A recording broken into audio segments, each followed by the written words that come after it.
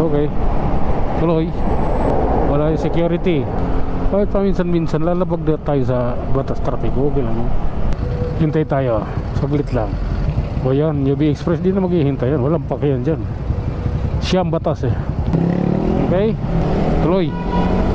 Tuloy ang biyahe. Bakit di nakuha yung mga basura na ito? Bakit hindi hinakot? Kaya lalay lamang. Dahan-dahan.